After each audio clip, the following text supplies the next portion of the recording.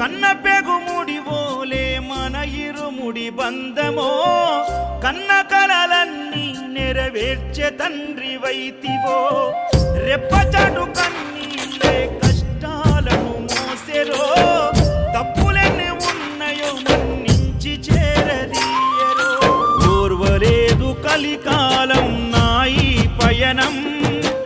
ఆపలేదు పలికిన నోరారా శరణం కాళ్ళు కాలిపోయినా సీమునెత్తురొచ్చినా సల్ల సెమటలు వట్టి సొమ్మసిల్లినా కనిపిస్తే చాలు అంటూ ఆ కలిని మరిచిపోతూ అయ్యప్ప నిన్ను చూడందే కడుపు నిండదు ఎంత దూరం